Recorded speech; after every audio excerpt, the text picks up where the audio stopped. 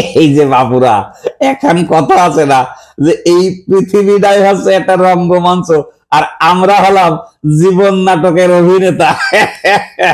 এই কথাটার এখন বাস্তবিক প্রয়োগ আমাদের দেশের সর্বত্র চারপাশে লক্ষ্য করা যাচ্ছে। মানুষ যেখানে যেমন খুশি তেমন সাজে নাটক সিনেমার অবতারণা করে ফেলতেছে। তোমাদের চাষি এই নাটক সিনেমা একেবারে অক্ষরে অক্ষরে পালন করতেছে। হঠাৎ করে সে আজকে প্রধানমন্ত্রী সেজে বসে আছে। আমি বললাম কি গো, ঘটনা কি? আচ্ছা, আমি প্রধানমন্ত্রী সাজেছি। আমি বললাম এই অসময় প্রধানমন্ত্রী, এখন তো প্রধানমন্ত্রীর সময় না, এখন তো চলতেছে উপদেষ্টাকে সময়, তুমি প্রধানমন্ত্রী সেজে ফেললে কে? শোনো, উপদেষ্টাকে সময় চলতেছে ঠিক আছে, কিন্তু উপদেষ্টাকে যে অবস্থা, তাতে বেশি দিন তো এই সময় নাও চলতে পারে, কিনা কখনো প্রধানমন্ত্রী সাজিয়ে ফেলে। এই জন্য আমি ব্যক্তিগত ভাবে সবার আগে প্রধানমন্ত্রী সেজে বসে আছি। এই ঘটনাটা কিন্তু তুমি সবার কাছে কয়ে দাও, জানাই দাও, অন্য কেউ যেন আর প্রধানমন্ত্রী না শাস্তি পারে। আমি বললাম আচ্ছা, তা নাই হলো, এই সাজাসাজি কে, এত সাজাসাজি তুমি কি লাগাইছো এই বুড়ো কালে? হলো কে? চারপাশে সাজাসাজি চলতেছে, তাতে কোনো সমস্যা নেই, আর আমি একটু প্রধানমন্ত্রী সাজলাম আর তোমার সমস্যা হয়ে গেল। আমি কি চারপাশে সাজাসাজি চলতেছে?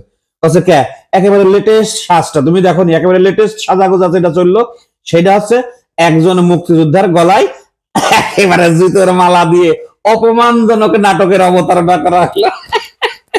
অপমান নাটকের অবতারণা করা হলো, সেখানে অপমানিত মুক্তিযোদ্ধা সাজানো হইলো। আমি বললাম মানে কি, এটা কি সাজানো হইলো? হ্যাঁ, এটা হচ্ছে একজন বীর প্রতীক মুক্তিযোদ্ধাকে অপমানিত মুক্তিযোদ্ধা হিসেবে সাজানো হয়েছে, এটা কিন্তু বাস্তব না। আমি বললাম তাহলে কি এটা সাজানো? হ্যাঁ, এটা অপমান নাটক সাজানো হয়েছে। বলে হ্যাঁ, এটা অপমান নাটকে সাজানো হয়েছে। তা না হলে দেখো তাকে কি পরিমাণ সম্মান দেওয়া আছে, জুতোর মালা দেওয়া আছে, মারা আছে, আবার তাকে আপনি আপনি করে কথা বলা আছে। কতটা বিনয়ী না হলে এইভাবে মানুষের সম্মান দেয়? জুতোর মালা গলায় দিয়েছে, তাতে কি হয়েছে? ধরে মারিয়েছে, তাতে কি হয়েছে? কথা তো আপনি আপনি করে করছে।